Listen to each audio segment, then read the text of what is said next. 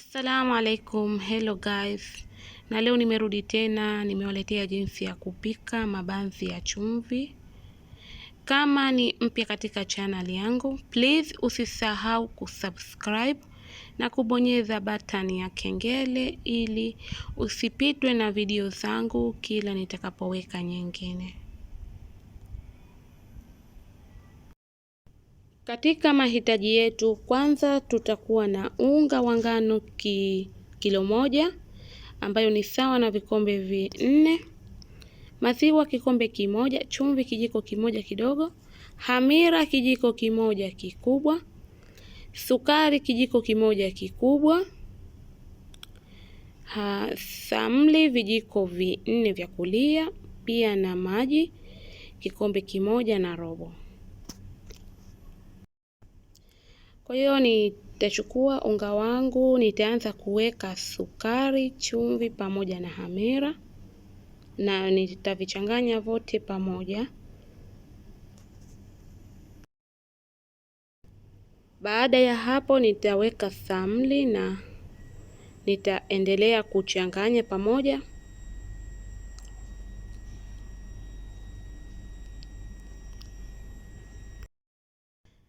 Baada ya kuchanganya pamoja nitaweka maziwa kile kikombe kimoja na nitaendelea kuchanganya.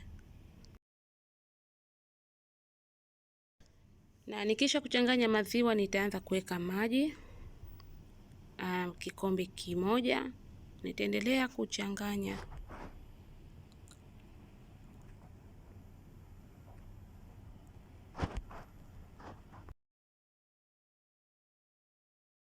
Na nitaongeza tena maji robo kikombe na nitaendelea kukanda unga.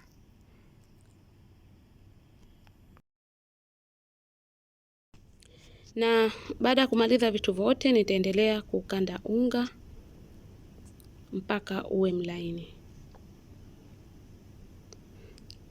Kwa hiyo utaendelea kukanda unga na unga unahitajika lazima uwe mlaini sana. Kwa hiyo nitaendelea kukanda unga hapa mpaka uwe mlaini. Na kama unavyoona unga wangu tayari umeshabadilika na ushaanza kuwa mlaini. Kwa hiyo nitaendelea tena kukanda.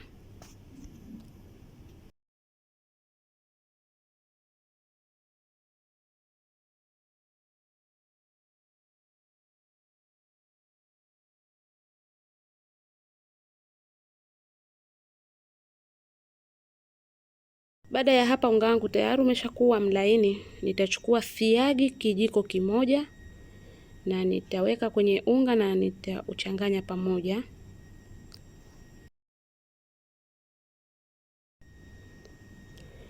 Hapa mtanisame kamera yangu ilikuwa iko vibaya na nilikuwa sijaiona kama iko vibaya, kwa hiyo video kama unavyoiona ipo nusu. Kwa hiyo mtanisame, inshallah mara nyingine nitakuwa makini wakati wa kuchukua hii video ama wakati wa kuchukua video yoyote inshallah.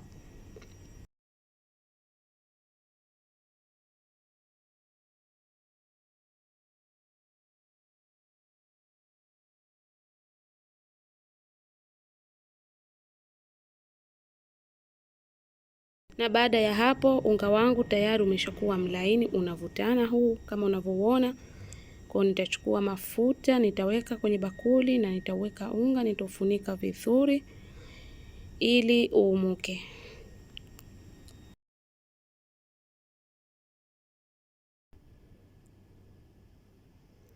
Na baada ya hapo unga tayari umeshaumuka. Kwa hiyo nitaanza kukata vidonge na kuviweka kwenye tray ambayo nitatumia kuchomea, na tray chini nimepaka mafuta. Kwa nitafanya vidonge kiasi kama hivi unavyoona, ama utafanya kiasi ambacho wewe mwenyewe unapenda. Lakini hakikisha wakati unaweka kwenye tray basi usiweke karibu, yaweke mbalimbali ili yapate sehemu nzuri ama nafasi nzuri ya kujiumua vizuri na ili yatoke vizuri. Kwa kama unavyoona hapo nitafanya vidonge vyangu vya size na nitaweka kwenye tray.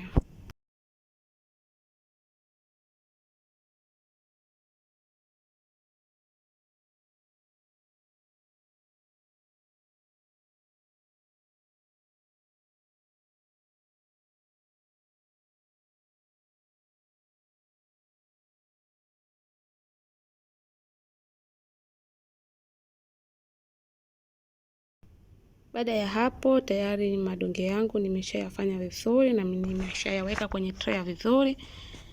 Nitachukua yai ama unaweza ukachukua maziwa ukapaka.